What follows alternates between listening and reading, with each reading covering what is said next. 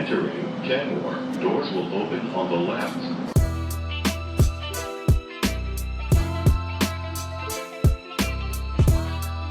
What's up, everyone, and welcome back to part 4 of our MLB preview series. Today, we will be previewing the National League West, headed, of course, by the Dodgers, back-to-back World Series champions, and everybody else. That's how I would describe this division, the Dodgers and everyone else. And as we get into some of these odds, you'll start to see why. But I am joined once again by my two podcast co-hosts on the Entering Kenmore podcast, talking all things Red Sox. We have David Azer, and of course my Ramble On podcast co-host, talking Loyola Chicago hoops. And this season it was a little bit more college basketball national storylines, thanks to a 9-24 season from the Ramblers. That, of course, is George Gabra. How are you guys doing as we look to preview the NL West with about a week to go until opening day? Doing well. Looking forward to opening day. Like we said before we hit the record button, this might be a quicker preview than some of the other ones we've done because it is basically the Dodgers and a bunch of second place hopefuls in this division. I think by the time this one drops, we'll be a week or a little less than a week out from opening day. And I just said it on the last show that we recorded, but baseball's here. I love it. Can't wait to get over to Wrigley and watch some baseball live, and the warm weather and fantasy baseball and everything that comes along with it. So can't wait to get going here. Opening day is upon us, and I'm ready to get into the Dodgers and everyone else here. Yeah, so let's start with the everyone else of them all. Move over Nationals, move over Angels, move over any of the putrid teams that we have talked about so far, because here is the worst of them all. That is, of course, the Colorado Rockies, who have the lowest win total in baseball, currently set at 54.5 wins. They are plus 5,000 to make the playoffs, and their odds to do the unthinkable and win the NL West come in at a whopping 40,000, plus 40,000 to win the NL West. I don't think we need to spend too much time on this roster, but how are you guys feeling about the Colorado Rockies? Yeah, those odds still might be too low there. I think. Oh yeah, way we need too to bump low. that up. But yeah, there's not much to say on this team. I mentioned it about the Marlins. If you're going to get mad at the Dodgers for supposedly ruining baseball, then we have to look at the cheap owners like the owner of the Colorado Rockies, who haven't seen anything remotely resembling success since, I guess you can say, 2017, when they made the winner go home playoff round, back when we still did those for the wild card rounds. But really, since then, and even before then, they have been a rudderless organization. They have not committed money to basically anyone. And once again, all they've done is bring in a bunch of respectfully washed up veterans to try to piece together some sort of roster that remotely resembles any sort of competitiveness. But it's going to continue to be bad for Rockies fans. It's unfortunate. Coors Field is one of the best ballparks in all of baseball, I would say, and it hasn't seen success in some time. There are a couple of bright spots. Hunter Goodman took a big step forward last year. He had an all-star season. Ezekiel Tovar has been an interesting acquisition since they brought him in. Was good for a little bit. They extended him, and since then, it's been a bit more of a mixed bag. I know Zach Veen showed up really ripped at Rockies. He added camp. like 70 pounds of muscle. Yeah. So does he take any sort of step forward this year? I don't know. I like Dollander, but unfortunately it didn't pan out for him in his debut season, and it's tough being at Coors Field in such a hitter-friendly ballpark to have any sort of success on the pitching side of things. I'll look for him to maybe take a step forward this year. It helps that this team really doesn't have anything to play for even before the season starts. So he'll probably have a long leash and hopefully figure it out more so this year. but I am expecting little to nothing from this team, and they might be the worst team in all of baseball once again. I think this is the worst team in baseball. This team was on pace to break the White Sox record for most losses in a Major League Baseball season, which was set the previous year before they figured a few things out down the stretch. But this team is just awful. I don't think they're going to win more than 54.5 games. I've got the under there. They don't really have any big names. Ezekiel Tovar is a guy who has had a lot of hype. And we'll see what he can do this year. I do think Willie Castro, that's a nice veteran that they brought in after he was traded from Minnesota to the Cubs last year. He'll be an everyday player for them, a nice utility guy, 2024 All-Star. Chris Bryant, a guy who they paid a lot of money to, 7 years, believe it was $185 million. And it just breaks my heart because Chris Bryant's one of my favorite baseball players of all time. And his back is just, I think, to the point where he might not even take another at bat or play another inning in the field because it's just that bad. And it sucks, but that's just what happens sometimes with these guys. You get hurt and you have a thing that's like a back injury. It's hard to come back from that. So we will see if he comes back. But even when he's been out there, he has not been good. So there's a bad lineup. It's going to be one of the worst rotations in the league, I think, on par with the Washington Nationals. The good news is, Zach, they did get rid of your guy, Antonio Senzatella. So he's still there. Oh, he is? Just not in the rotation. Okay. Well, it's a good thing they have him out of the rotation because he is a gas can. So it's a bad rotation. It's a bad lineup. This is going to be a really, really bad team. They're going nowhere quick. And it's hard to build a team when you have a bad owner in Dick Munford and you play at a park where you can't have any reasonable shot to sign any sort of talented pitcher, whether it's a relief pitcher or a starting pitcher, just with the altitude up there in Denver. So it's hard to build a winner up there. We haven't seen it in quite some time, and this is going to be another long year in the Rockies. Yeah, you mentioned gas cans in Antonio Senzatella. I know we had a bit last year where that was one of my system plays. Team total over for whatever team is facing Antonio Senzatella. He, unfortunately, is not projected to be in the rotation, but you know who is. That is, of course, Big Sug, Tomoyuki Sugano, the namesake of our Dynasty Baseball League.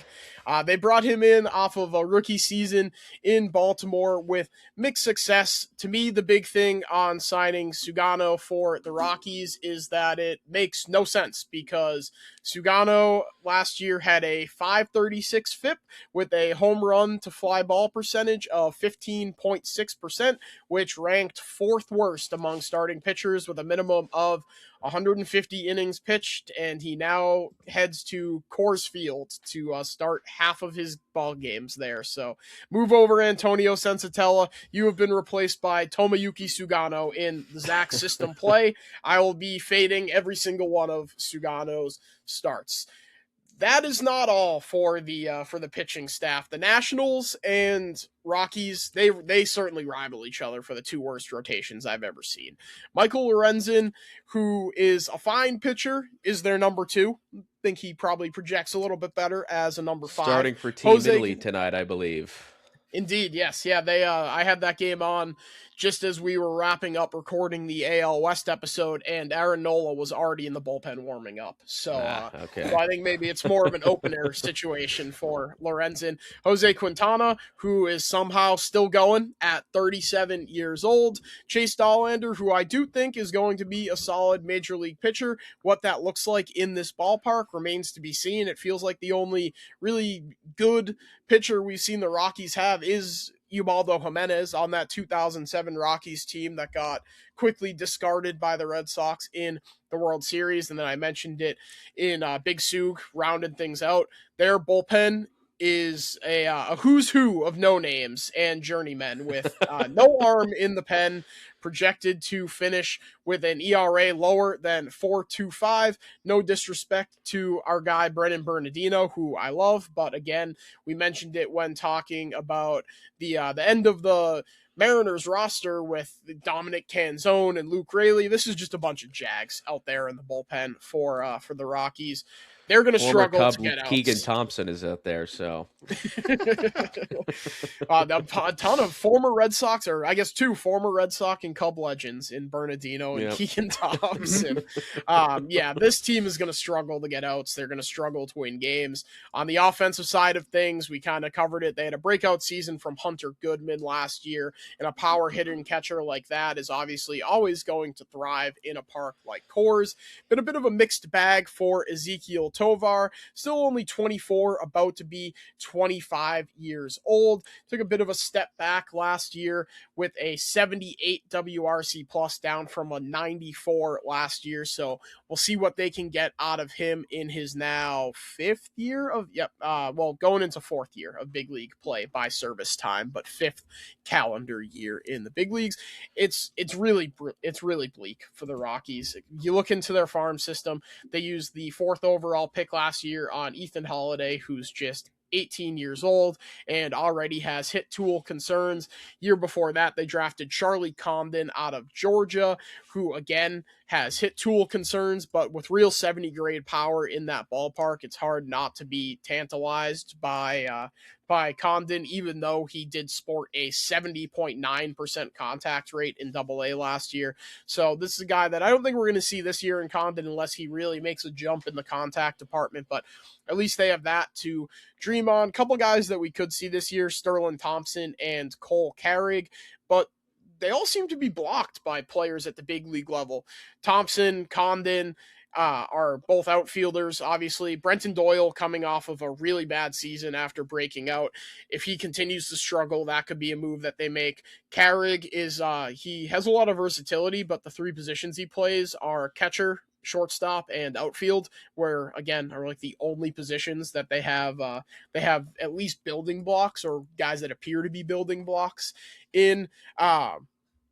David, you mentioned it. Zach Veen came to camp like 90 pounds heavier. He like I don't believe him that he was like, oh, I just stopped drinking, or what. I think that's what he said, right? I stopped drinking. And something like that. Yeah, and he put on 40 pounds of muscle in 3 months. Like, no, you didn't, dude. Like, okay. Like, I mean, obviously he looks much better, but like I feel like we're getting a little bit of ahead of ourselves with this whole, oh, he put on 40 pounds of muscle in 3 months. Like, give me a break with that. So we'll see if any of those guys, whether it be Jordan Beck or Zach Veen, are able to take a step forward. Again, guys that come with prospect pedigree, but it just feels like for the Rockies right now, they can't do anything right, and they can't get out of their own way. So it's one of those things where I'm going to have to see it to believe it on both of those guys before I buy in on them on bouncing back after, while albeit cups of coffee in the big leagues, they were awful. They were the worst cups of coffee you've ever had in your life. So yeah, I think this is a move over. Did the Rockies last year break the White Sox record for worst team? No. They strung together some wins. They were on pace for most of the year, and then they put some wins together at the end of the year. Alrighty, well, move over 2024 Chicago White Sox, because the 2026 Colorado Rockies are coming for that record. One more guy I want to mention really quickly is Willie Castro. Obviously, at this point in his career, he is a journeyman. I'm not expecting much from him, but thankfully, he is still on a major league roster, so I can continue to use him in MLB The Show, and that's about it. And this is going to be a really bad team. They're going to stink, and it seems unfair that they have to play the Dodgers 13 times a year, but they do. Yeah, that is at least it's not the 18 times that you used to have to play the Dodgers. That's a good so point. That's the Rockies, who Fangraphs has projected to win 43 games this year. So they're a team. They're one of the baseball teams of all time. That is for absolutely certain. Let's move on to one of the more, well, compared to the Rockies, one of the more fun teams in this division. The Arizona Diamondbacks coming in with a win total set at 79.5, plus 240 to make the playoffs, plus 2,200 to win the division. Brought back Merrill Kelly and Zach Gallen, traded for Nolan Arenado. What are we thinking on the 2023 runner-up Diamondbacks? It's funny that we mentioned the Rangers last episode, as And I put them kind of in the same boat as these Diamondbacks. And funnily enough, both of them made the World Series in 2023.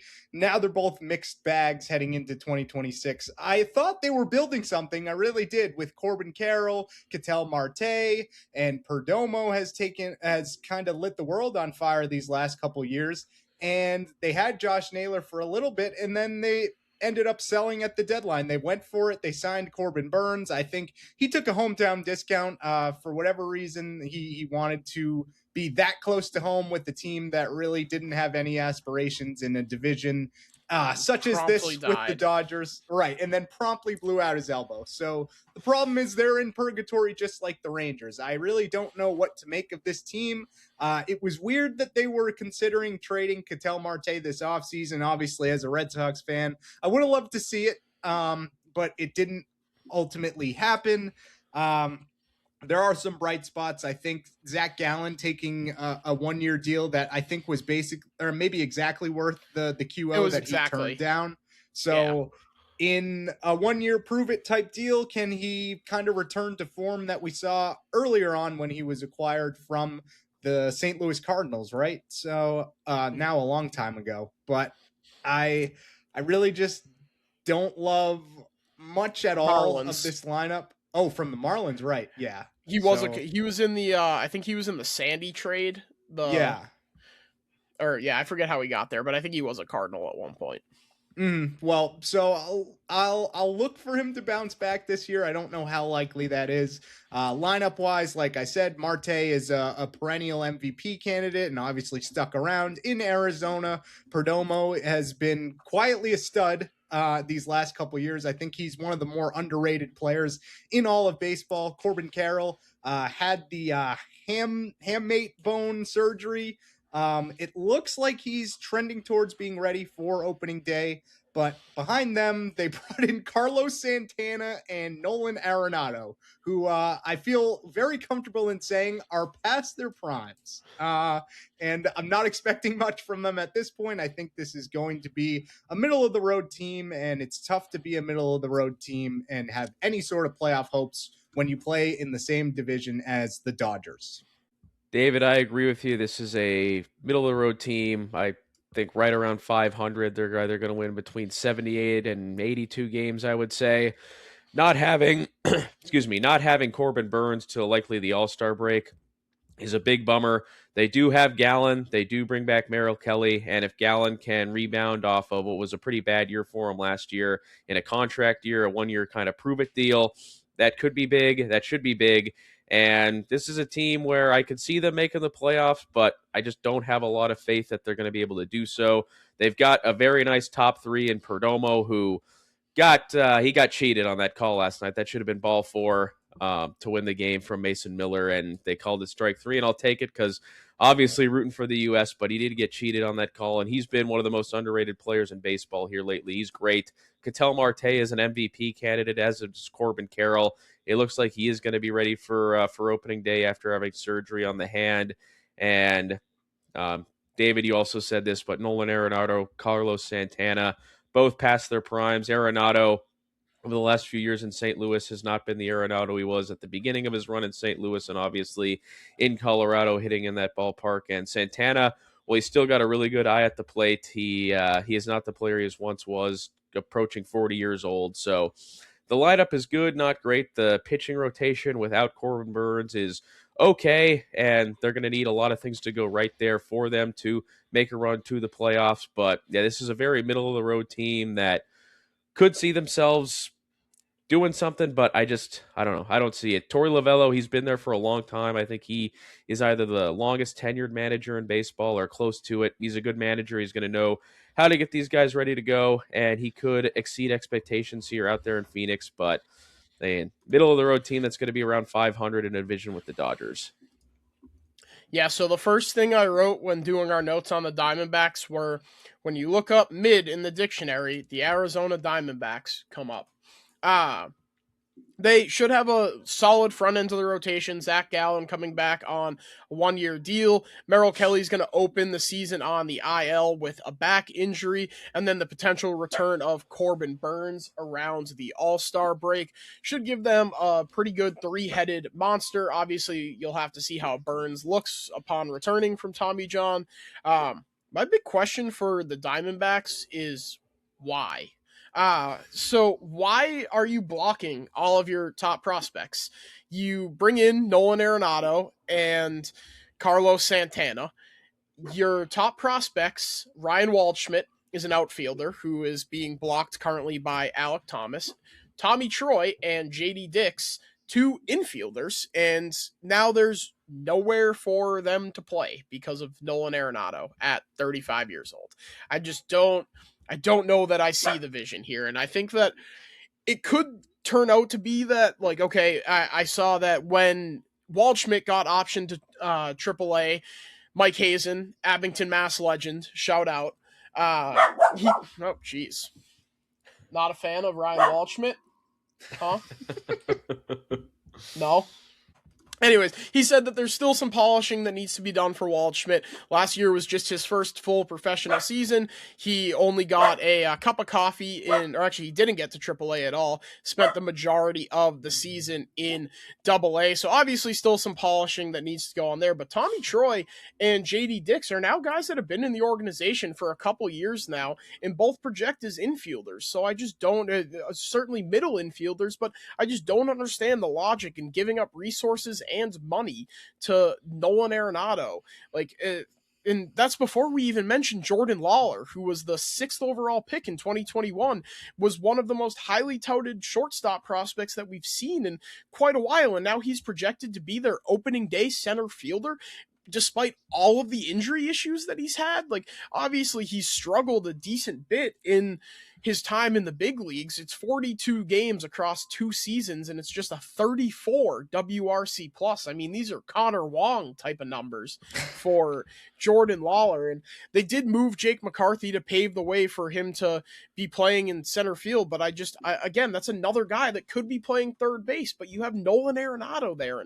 And I think health is the big question for Lawler, who only played 91 games in AAA, but he has absolutely killed the ball in those 91 games. So the talent is certainly there. It's just going to be, can he stay healthy? Aside from that, you guys mentioned Ketel Marte. He's a perennial MVP candidate, a guy that me and David spent a lot of the offseason dreaming about playing at Fenway Park this year. Obviously, that didn't end up happening as the price was just a little bit too high. Corbin Carroll, who his hamate bone is an American hero. It broke and paved the way for Roman Anthony to join Team USA, who obviously had the game-winning home run in last night's semifinal victory, even though I was rooting for my Dominican Republic. But that's a different conversation for a different day. But yeah, I feel like a lot needs to break right for this Diamondbacks team to push to make the playoffs. And I think that plus 240 number really represents that. If they can get a full healthy season of Jordan Lawler where he looks like their top organizational prospect, if this rotation can bounce back and by way of Corbin Burns and Merrill Kelly, they should be good there. It just, again, a lot like the Rangers, a lot needs to go right for them to be a playoff team. I think the one big difference is that the Diamondbacks actually have some prospects that are worth a damn knocking down the door, whereas the Rangers are kind of a little bit in no man's land in terms of their farm system. Yeah, I mean, I don't have much more to add on this team either. I don't see them really sniffing the playoffs this year. I know they came somewhat close last year to getting that last wild card spot. I think they're going to take a step back this year. The rotation, like we talked about, leaves a lot to be desired as you get into the back end. The bullpen is also not very good, and most of this lineup is question marks. So behind your big boppers, behind Carroll, Perdomo, and Marte, what exactly do you have? That remains to be seen. And Jags. Right. So like you guys mentioned, a lot has to go right, and I just don't see it for them this year.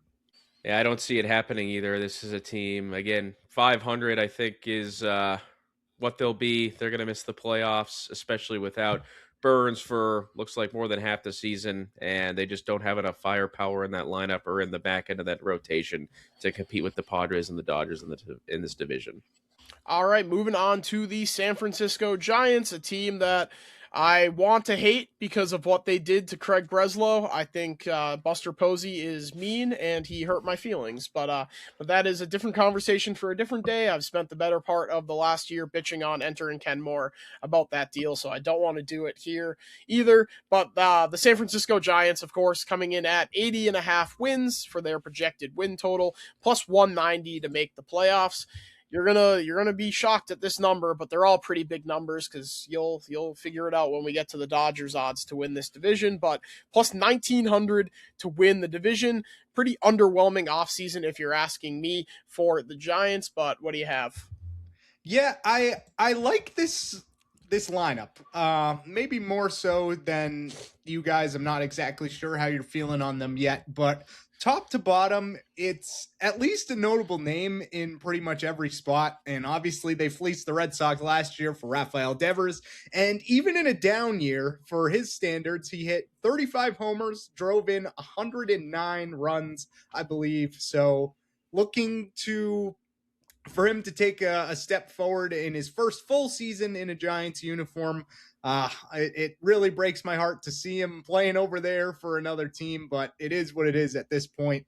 And behind him, you have some guys like Willy Adames, Matt Chapman, kind of household names, both of which who haven't exactly lived up to expectations throughout their shorter times in San Francisco. But I think this team is a little bit further ahead than the Diamondbacks and certainly the Rockies. The main concern for me is their rotation behind Logan Webb, who has been a workhorse since his debut, really. But behind him, you have Robbie Ray, Tyler Mahle, Adrian Hauser, and Landon Roop.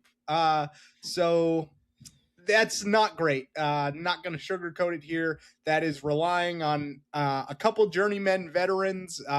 Robbie Ray, who at this point, his best days are behind him, and Landon Roop. Can he put it all together this year? That may be the X factor in this rotation, but even still, it's going to be tough to compete with these other teams. I know, obviously, we mentioned the Dodgers, and they are miles ahead of pretty much everyone in the league. But even the Padres, who we'll get to, I think have a better shot to make the playoffs than the Giants this year. I think they're building something, but they're still a few years out from real contention. Yeah, that 80.5 is right on the number. This team is very similar for me to the Arizona Diamondbacks. These teams could finish in a tie for third place in this division. Rafael Devers, Willy Adames, and Matt Chapman, two guys who have struggled in that park up there in Oracle. It's a very pitcher-friendly park, obviously. You got the marine layer at night, and it just it's not an easy park to hit in. Willy Adames coming over from Milwaukee. He was their prized free agent that they signed in the 2024-25 offseason, and he had a bad year last year.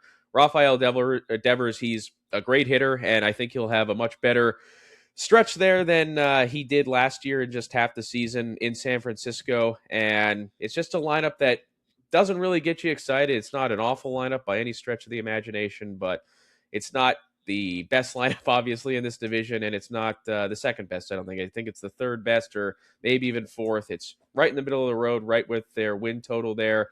I do like the signing of Harrison Bader, good defender out there in center field, and he brings some speed to the base paths. He had a nice year when he got traded over to Philadelphia last year. Luis Ariz, a guy who's going to hit for average, but not much else. And then you guys said it, the pitching rotation behind Logan Webb is pretty bleak. Robbie Ray, who is a former Cy Young winner, but he's getting up there in age. Tyler Mahle, who's dealt with a lot of injuries in the past. Adrian Hauser, a guy who was good for the Brewers, and he's also getting up there in age, though. And then Landon Roop. So I'm just not super high on this Giants team. Again, it's a team that should be going 500. I think what they've done the last several years is finish right around that 500 mark, aside from the outlier in 2021 when they won, I believe it was 107, 108 games and took the division from the Dodgers. The one time the Dodgers haven't won the division in the last 10, 12 years. So it should be a middle of the road team, and I am not too excited about this Giants ball club.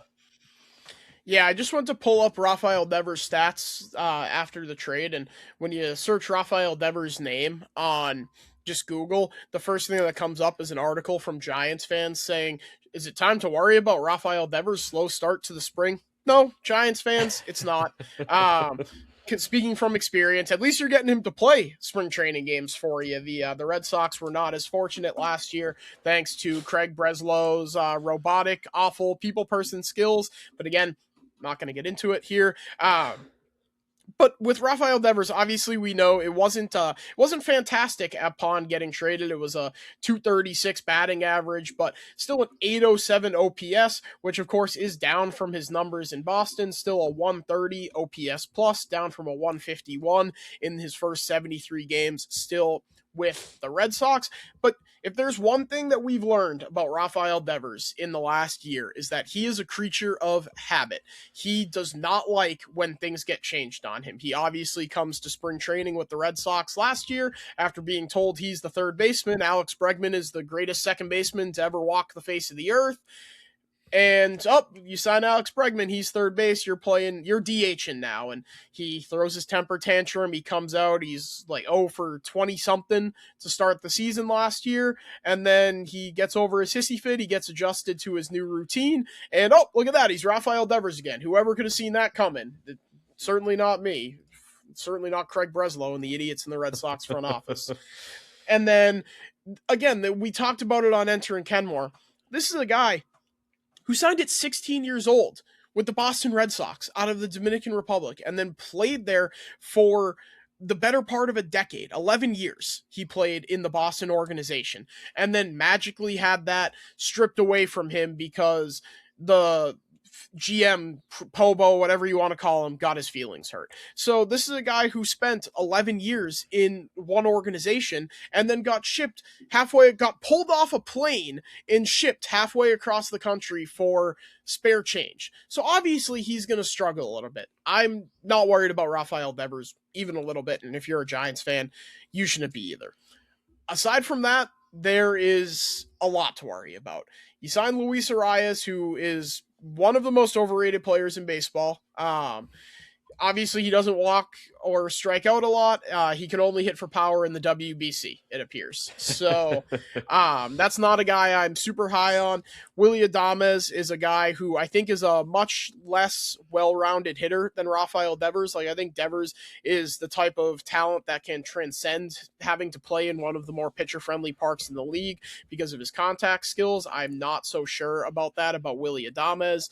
Matt Chapman is obviously one of the best defensive third basemen that we've maybe ever seen, rivaling only Nolan Arenado, who I think is up there with Brooks Robinson in terms of... And on the same high school team, those two guys. Oh, really? Jesus. Yeah. If you hit the ball to the left side of that infield, you're just absolutely cooked. But yeah, aside from that, I'm not sure that there's much to be optimistic about, besides maybe one guy, and that is Bryce Eldridge, their top prospect, the guy that I immediately, when I saw Rafael Devers traded to the Giants, were like, oh, sweet, Bryce Eldridge, that's going to be awesome. Got a cup of coffee in the big leagues last year, only 10 games, 37 plate appearances. It was really ugly. 35.1% K rate. Did sport a almost 20% walk rate at 18.9%, but the batting average, OPS, all of that was really ugly. It was only a 107 batting average, 54 WRC plus. I don't think that's going to dictate, believe it or not, I don't think those 10 games are going to dictate Bryce Eldridge's career, because in the minors before that call up at just age 20, he sported a 260 batting average and 843 OPS, 119 WRC plus, hit 25 home runs. I think this is a guy that's going to profile as a really prolific power hitting first baseman when they do decide to make the change on Devers and move him back to DH, where ultimately I think he belongs. This fifth spot in the rotation, you guys touched on it, Landon Roop. It's going to be between Landon Roop and why am I blanking on his name? Let me scroll down. I just had Carson Wisenhunt. I don't know why I couldn't think of that. Carson Wisenhunt. Obviously, neither of those names inspire too much confidence. It seems like the days of the Andrew Bailey pitching lab in the Giants are gone. I think like you said, George, this number is right on the button. The Diamondbacks and the Giants are going to be battling it out for third and fourth place in this division. Yeah, I mean, the bullpen, nothing to write home about really either. Randy Rodriguez was good last year and then promptly got hurt. So I think he's set to miss most, if not all, of this upcoming season. Ryan Walker has shown some signs as their closer, but I'm pretty sure he had a down year last year. Admittedly, I wasn't watching a whole lot of Giants games last year. And I think the same can be said this year. They're not going to give me much of a reason to watch. As an East Coast baseball fan, I think I'll probably tune into more Mariners and Athletics games than I would It'll only to make a me Giants sad. game. Huh? It'll only make me sad. Right, yeah. So more of a bridge year, I think, is coming for the Giants. I don't think they will make it back to the playoffs. I don't even really think they'll be in playoff contention. Like you guys said, I think this win total is right on the nose. I'm right there with you guys. The one thing that is great about the Giants is they have the best booth in baseball. Dwayne Kuiper, Mike Krukow are fantastic. And I know Fleming, I know you guys know his brother Fleming. I don't know the first names, but he does a really nice job. Dave Fleming. Yep. He does a really nice job. And then John Miller on the radio too is also fantastic. So you're watching a Giants game, you're going to get some good commentary. But aside from that, this is a middle of the road 500 baseball team. And don't really see them competing for a playoff spot either. Yeah, I think that much is clear. Obviously, plus 190 to make the playoffs, so the odds makers aren't super high on them. Keep on plugging away on this NL West to the San Diego Padres we go, who come in at plus 950, second lowest odds to win this division, and it's plus 950. Win total set at 83.5. They are a plus 105 to make the playoffs. Obviously a team that looked like they were primed to make a World Series run a couple years in a row now looks like a shell of its former self after they went all in to get their now deceased owner Peter Seidler a World Series win before he unfortunately passed away, and now things are not looking too good in Slam Diego, but they do have Don Orsillo, so they at least have that to hang their hats Another on. great voice. Yeah, I think they bit off more than they could chew financially. It really was unfortunate seeing Xander Bogaerts go to the Padres. But when you're getting 11 for 280 or whatever it ended up being, I can't say I blame him. But unfortunately for the Padres, you give out 11 years to a 30-year-old at the time. It's not going to be great. So they're already seeing the negative effects of that contract. And unfortunately for Padres fans, he's only in year 4 of 11 of that deal. So I fear it's only more downhill for Xander Bogaerts. And the unfortunate thing is you committed all this money to Bogaerts and Cronenworth and Tatis. Obviously Machado. You had to. Right. So you couldn't afford to pay Dylan Cease this offseason, and he left to the Blue Jays, and they did re-sign Michael King, but health has become a concern for him. Obviously missed a lot of time last year, and now this rotation is really relying on him to stay healthy. I know Nick Pivetta was really good in year 1 of that contract. I expect him to continue to be good in a Padres uniform, but if Michael King can't stay healthy, then the Padres are turning it over to guys like Walker Buehler, Herman Marquez, and is it Randy Vasquez is the projected rotation right now. That is bleak. This lineup, Jackson Merrill obviously had a great year in his rookie season, took a step back last year, bit of a sophomore slump there. So I'm looking for him to rebound. I think he will be able to. And past that, Jake Cronenworth also had more of a down year than people expected. Ramon Laureano looked pretty solid. I believe he was acquired from the Orioles at the trade deadline, and he was pretty solid for the Padres down the stretch. But then you get to the bottom half, and it's Gavin Sheets, Miguel Andujar, and Freddie Fermin. So I don't think that lineup can go toe-to-toe with the Dodgers. And I honestly don't know if they even make the playoffs looking at this rotation and kind of a more depleted lineup than we've seen from the Padres in years past. Unfortunately, I believe their window has closed in terms of contention unless they're able to retool somehow. I think it's going to be kind of a middle of the road season for the Padres, which maybe they aren't exactly used to. They've been in wild card contention for the last couple of years, but I don't see it going super well for them in 2026. Since the Padres made the playoffs for the first time in however long it was in 2020, I believe they missed in 21, and then they've been back since then. This is the worst team they've had on paper since those years that they've started competing. They've lost a lot of guys to free agency. They've lost a ton of guys to trades. That the Juan Soto trade, I mean, they emptied the cabinet for him, and they didn't win anything with Juan Soto, and then they had to trade him to the Yankees to at least recoup some of their losses. That Xander Bogaerts deal, 11 years, 280 million, I believe it was, is just, that's one of the worst deals I think going right now. He's a fine player, but he's certainly not worth that money. He's almost 34 years old, and you got 7 more years left on that contract. That is a bad, bad contract, and it's another thing that's hamstring this team and this front office from making other moves that could make the team better. You have Machado and Tatis, two all-star bats in the middle of the lineup, and Jackson Merrill, the rookie of the year from a year ago, or 2 years ago, I guess, in 2024. And you got him on a pretty club-friendly deal if he can play to that level he did in his rookie year.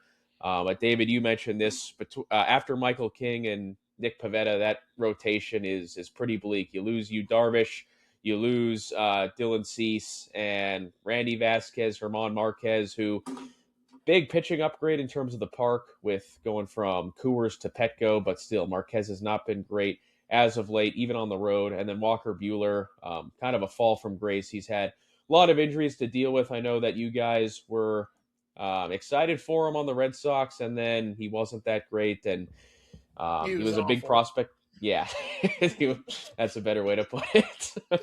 But he was the Dodgers' number one guy in the early 2020s, and looked like to be the number one horse, and just injuries, and he has not been the same guy. So it's not the same rotation. It's not the same lineup. You do have the best closer in baseball in Mason Miller, but you lose Robert Suarez.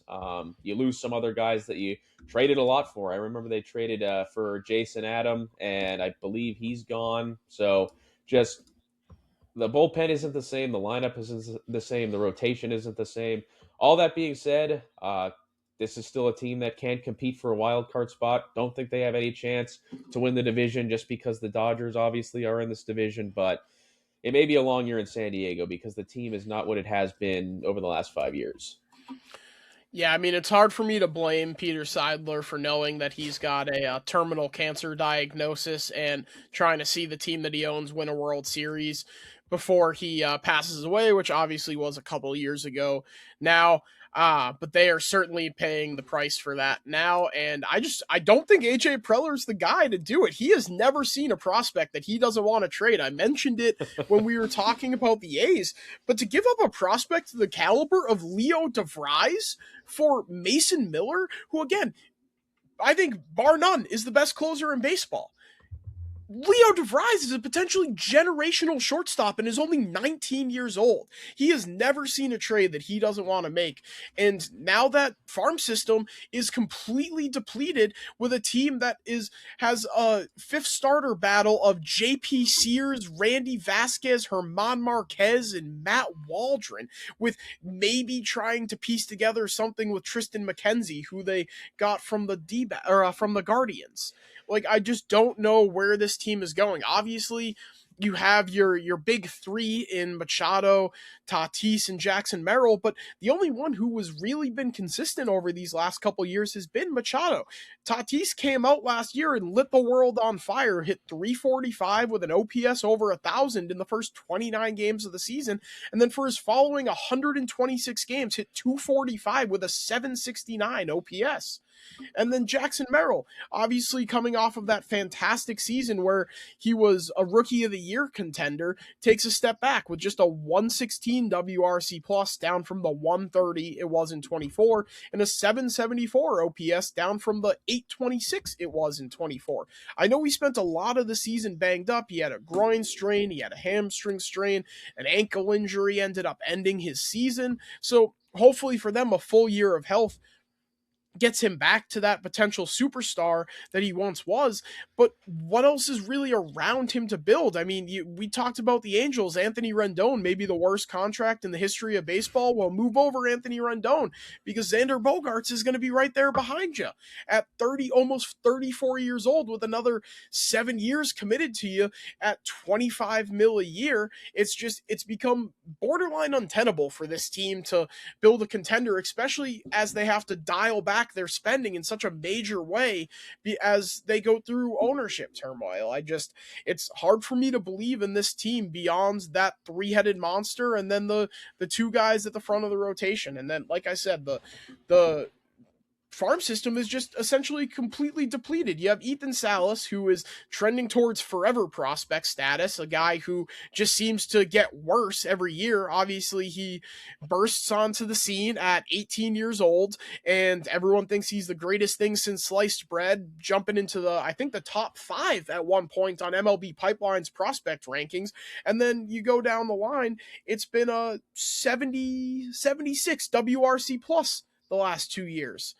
So I don't know where this team goes from here, but I certainly don't think that continuing to throw ridiculous money at, and not ridiculous money, but ridiculous money for where you're at a guy like Michael King, trading your best prospect, a top 10 prospect in the entire sport, for a closer. I don't think that's the way to go, and I certainly don't think giving Xander Bogaerts 11-year deal worth $280 million was the way to go, even though I think that was the industry consensus the second that it was signed, was he got how much?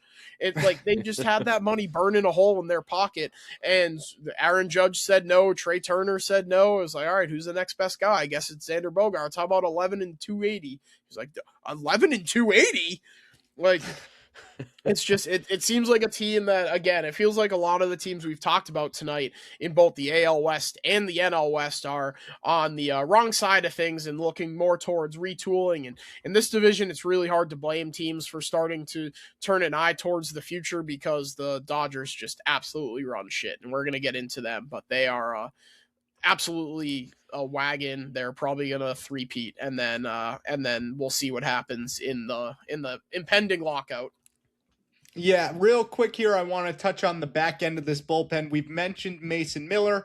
I agree. I think he's easily the best closer in the game right now. But you also have Adrian Morejon and Jeremiah Estrada to set up a really good three-headed monster in that bullpen in the back end there. So if this rotation is able to stay afloat, it should be pretty much over if you get to innings 7 through 9 on any given night. I also want to mention Joe Musgrove is on the mend. I don't know exactly what he's dealing with. It looks like he's not going to be ready for opening day.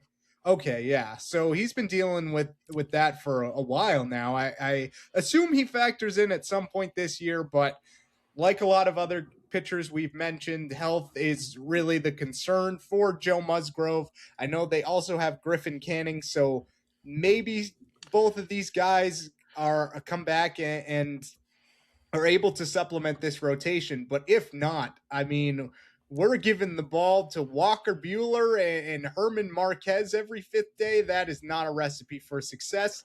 And I'm almost inclined to say I'm not sure if this team is even good enough to make the playoffs this year. Yeah, I'm right there with you guys. We'll see what happens, but again, like I said, I think this is a team that is on the downward here. It's the worst roster they've had on paper in the last 5 years, and with all the trades and all the bad signings that they have made that have turned against them, they're really starting to pay for it now. And they got to go up against the best team in baseball and maybe one of the best teams of all time 13 times. And they're going to be running this division. I think the Padres' only hope to make the playoffs is a wild card. I can certainly see it happening, but also I would not be surprised if they miss the playoffs.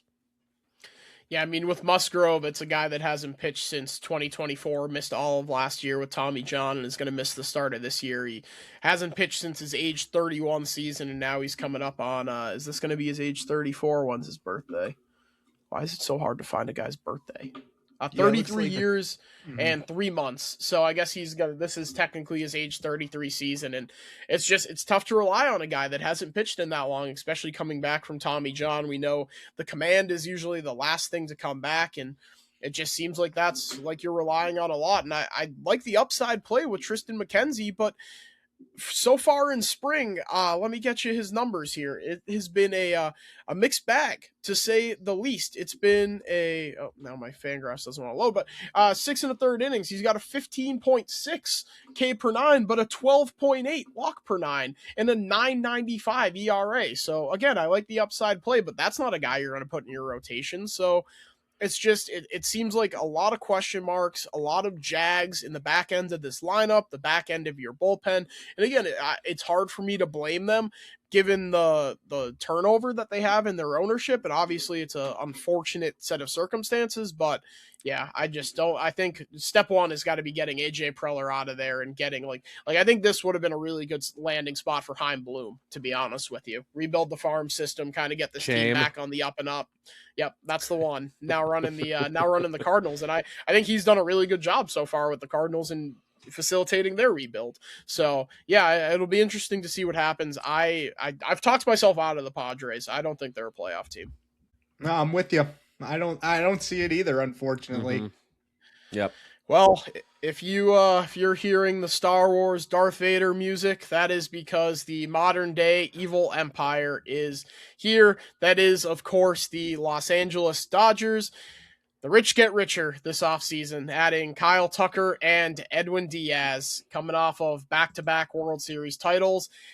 I've been teasing it this entire time. The Dodgers are a whopping minus 650 to win the NL West, and honestly, that number feels too low for what it actually is. Their win total is a ridiculous 102.5 wins, and they are minus 5,000 to make the playoffs. What do you guys have on the defending back-to-back World Series champions? Well, the only concern that anyone really had with the Dodgers last year was their bullpen, and they promptly addressed that by going out and signing the best closer on the market in Edwin Diaz. And honestly, they tried to do it last year, but Tanner Scott didn't pan out. So, and honestly, it doesn't really matter when you have, 7 or 8 capable starters that you can deploy in a deep playoff run, and then you don't even really need a closer. And we saw them do that last year. They were really feeling the loss of Michael Conforto. So what did they do? They went out and replaced him with Kyle Tucker, another perennial MVP candidate, another perennial all-star to this just Avengers-level threat of a lineup. It is absolutely unbelievable. And I know there are a lot of people upset with this team for ruining baseball. I think, like I already said about the Rockies, we need to look more towards those cheap owners rather than these guys who are going out and spending basically everything they're making to continue to put as good of a product out as they are each and every year. The Dodgers are going to run away with this division. They really have no flaws whatsoever in this roster. And it should be a cakewalk to another division win, and probably another deep playoff run as well. This is maybe the best team. It probably is the best team that I have ever seen. You win the World Series, and what do? You go out and sign Edwin Diaz, the best closer that was available, one of the best closers in baseball, and you sign Kyle Tucker. Well, granted, I am not a Kyle Tucker fan. I've made that pretty clear. He's an unbelievable player. He's a Gold Glove defender. He's one of the best 10 bats in baseball. An unbelievable signing to add to a lineup that already has Shohei Ohtani, the 4-time MVP, a guy who might be on pace to be the greatest baseball player of all time with how he has been going. Mookie Betts, a former MVP. Freddie Freeman, a former MVP. Will Smith, one of the best catchers in baseball. Teoscar Hernandez, who has 25, 30 home run power. That lineup is as deep as it gets. It is as good as it gets. And then you go to the pitching rotation, and you got the World Series MVP who had 3 wins in the World Series last year, Yoshinobu Yamamoto, one of the best in the game. Tyler Glasnow, Blake Snell, Shohei Ohtani, Roki Sasaki. I mean, the list just goes on and on with how good this team is. And David, you You're said missing it. a certain Boston College legend. Who am I forgetting? Boston College legend. You gotta Emmett Sheehan. Emmett Sheehan. Okay, so my bad. Emmett Sheehan, Boston College legend. I did not know that. Otherwise, I would have started with Emmett Sheehan. But David, you said it. The Dodgers. People want to say, "Oh, well, they're ruining baseball, spending all that." That's a bunch of BS. The Dodgers are doing what any fan would want their team to do. If your team is going out there and spending the amount of money that the Dodgers are spending, you would be over the moon. And the Dodgers are what's right with baseball. Every team should be spending as much money as they can to compete and not hoarding it for themselves. And that's what so many owners do. Hats off to Mark Walter and the Guggenheim Group, because they're the best ownership group in sports, hands down. It's not even close. He lives in the same neighborhood as me, funny enough, in Lincoln Park. He's from Chicago. I really wish he owned the Cubs, but unfortunately he owns the Dodgers, and he has done a tremendous job. They are, again, yeah, there's not much more to say. They're the best team in baseball. I think it's pretty hands down. I don't think I've ever seen a lineup this talented, a team this talented, and the Evil Empire, you said it, Zach, because they are just that good. I mean, it's I don't know, and I hate the Dodgers. I know you guys know that. I know everybody knows that I despise the Dodgers from LA. All my friends are Dodger fans. I've always hated the Dodgers, and to see them this good, it hurts, but you can't say anything else because they are that good. Yeah, I mean, you take the mound in the first inning of a game, you're facing the Dodgers, and who are the first four batters? I'm going to face 4 Hall of Famers. How about that? It's just 4 first ballot guaranteed Hall of Famers. Yep. Including a guy that, George, you said he might be the greatest baseball player of all time. I think for my money, he already is the greatest baseball player of all time. In Shohei Ohtani, you get Kyle Tucker, Mookie Betts. Obviously, you get fleeced, the theme here in the NL West. Maybe we should just stop making deals with the NL West. Just teams fleecing the Red Sox for their generational superstars. But nevertheless, that's a conversation for a different day. It's a rotation where last year they dealt with a absolute ton of injuries to pretty much every arm in their rotation went down at a certain time. And that was before you even factor in Shohei Ohtani also being a pitcher on top of being the best hitter in the sport. And they still just found a way to win the World Series. This is a major league rotation that goes 10 deep. Their AAA rotation is effectively going to be I think they would probably be a top half of baseball rotation when you look at the I'm not sure if they're still in Tulsa. They were in Tulsa at one point. But yeah, their AAA team, you go out, you get Edwin I think it might Diaz be Oklahoma City. But, is that it now? Yeah. I think that's right. Now that I'm thinking about it, yeah. But you go out, you get Tanner Scott the year before to try to solidify the back end of your bullpen. He is not as good as what he was, so it's how about Edwin Diaz? You go out and you sign the best closer on the market for 2 years in a row, and now if Tanner Scott starts to turn it on and gets back to form, you have one of the best duo in the back end of your bullpen with him and Diaz.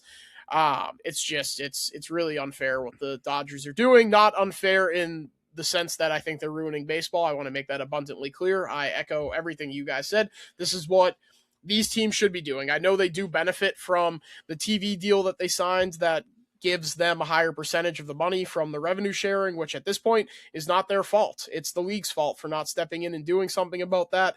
Every baseball fan in the league wishes that they had this ownership group that doesn't give a shit about their profit margins, it doesn't matter to them because they're winning every year. And it obviously helps that you have one of the most marketable athletes that I think we've ever seen. I think the only guys more marketable internationally than Shohei Ohtani are Messi or Mbappe or these generational soccer players. I truly think it's them and then Shohei Ohtani. So they're making money hand over fist and they're reinvesting it right into their team. Obviously, not every team has the benefit of that TV deal. Not every team has the benefit of playing in a major media market like Los Angeles. But that doesn't matter because percentage-wise, the Dodgers are still investing way higher of a percentage of their earnings back into their roster than every other team. We've seen that Forbes list go around for almost 2 years now at this point, and we continuously see our two big market teams, the Red Sox and the Cubs, towards the bottom of that list. They're making money hand over fist just the same way the Dodgers are, but they're not reinvesting that money back. So good on them for going out and saying, you know what, we had Michael Conforto in right field last year and won the World Series. How about Kyle Tucker? And their farm system is still loaded. Like, that's the biggest part of this to me. Their player development system is so good. They can spend however much money they want and still seemingly have an endless pool of incredible prospects. I mean, just on Fangraphs top 100, they have Josue DePaula, who is their top prospect, number 17 overall. They have Zaire Hope, who's 41st overall, Eduardo Quintero at 43, Emil Morales at 61, River Ryan, who I think is going to factor into their rotation at 107.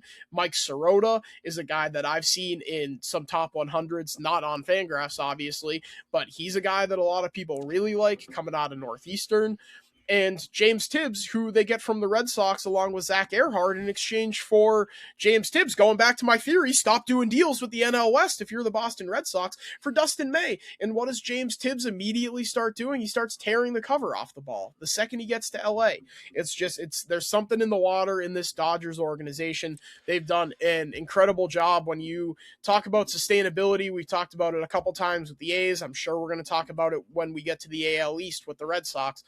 This is the map. This is the blueprint. This is the modern day Yankees. This is the 2000 or whatever year they won 3 in a row Yankees. This is the murderers row Yankees. That's what we're seeing right now, and we'll see how things change, because I think that we're trending towards a lockout, because we're not going to be looking at the Dick Monforts, the Bob Nuttings, the even John Henry and Tom Ricketts to a certain extent. We're going to be blaming the Dodgers for quote unquote ruining baseball, completely bailing out all these cheap owners. So yeah, the Dodgers are going to, I know I didn't give much of a season preview on the Dodgers, but they're minus whatever 650 to win this division for a reason. I think are going to challenge the Mariners win total.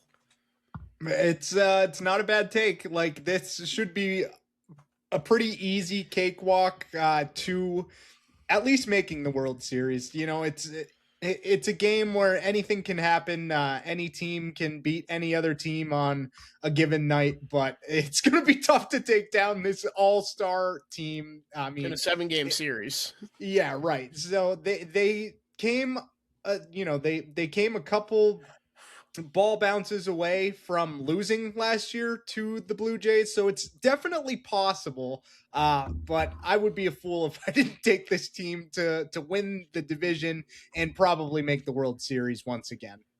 Andrew Friedman, he started obviously in Tampa Bay, a small market team, and he got the Rays going, a team that didn't spend any money, and they hired him in Los Angeles, and now he's doing what he was doing with Tampa Bay, but just a shit ton of more money. So, I mean, the development, Zach, you mentioned, the development is the best in baseball. They know what they're doing down there. They didn't even have to spend this money, and they would still be really, really good every single year. This team is unbelievable.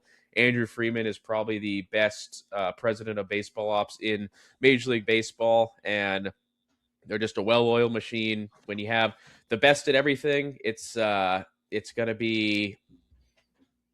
be good, obviously. And they've won back-to-back World Series titles.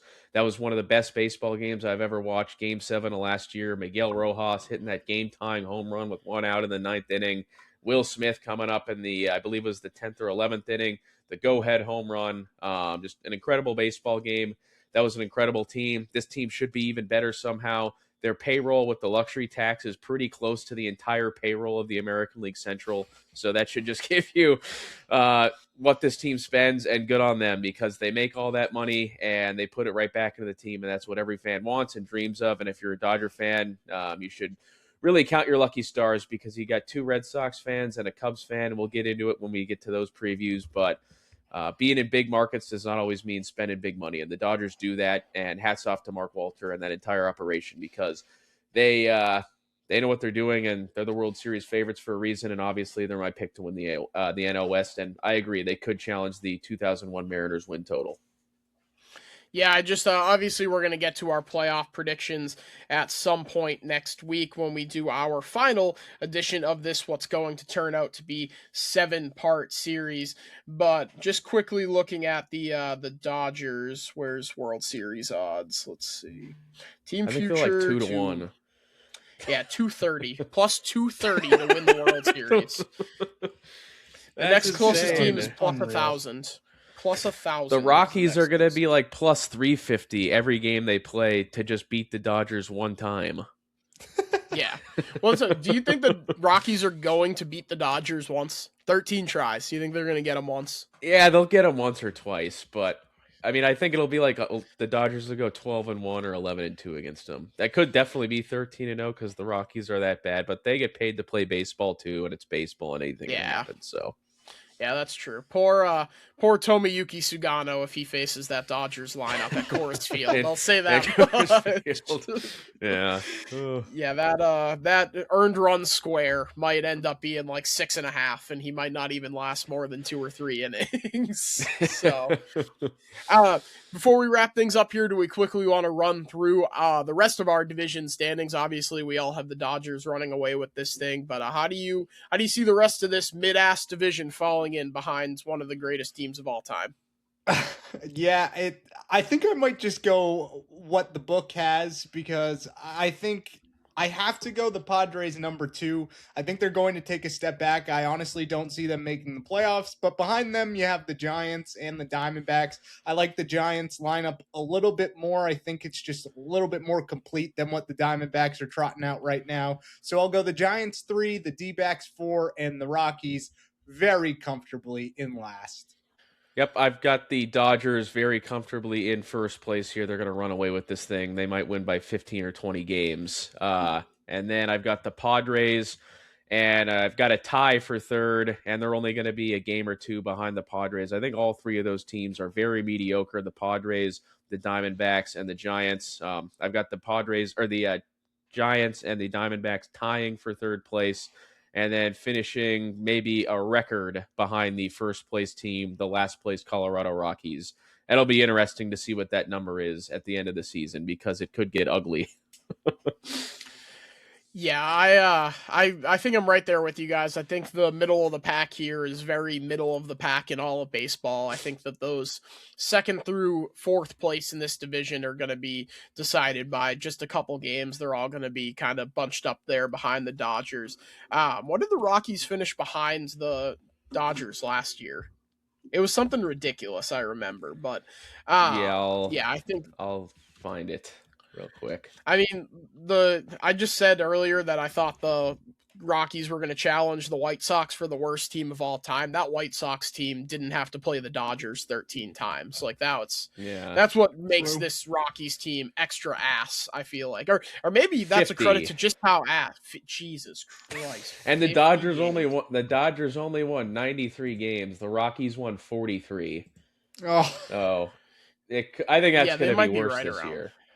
Yeah, it definitely could be. I mean, if the Dodgers win another 10 games, and if the Rockies finish like right around there again, that's gonna be 60. It's gonna get ugly. Yeah, it's gonna be really ugly. They're gonna be eliminated from the division in like late July, which is it's gonna get absolutely ridiculous.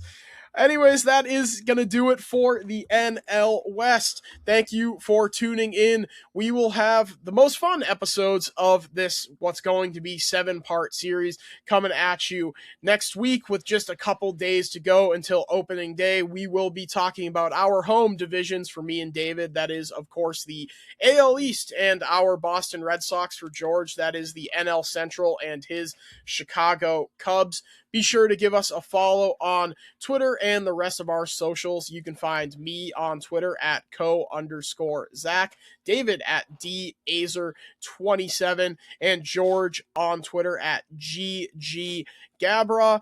Make sure to also give George a follow on the TikTok. He's comfortably the most active over on the talk out of all of us. That's at GGG Sports. And be sure to follow our podcasts, of course, for me and David. That is the Entering Kenmore podcast, Talking Red Sox. George and I breaking down college basketball. We're going to have a tournament preview already out by the time this drops, but look ahead to our Sweet 16 preview coming out after the round of 32 concludes. That, of course, is on the Ramble On podcast. That's at Ramble On Pod on Twitter and TikTok. And you can find Entering Kenmore at Entering Kenmore on both of those platforms as well. Thank you for tuning in, and we will see you previewing the NL Central and AL East.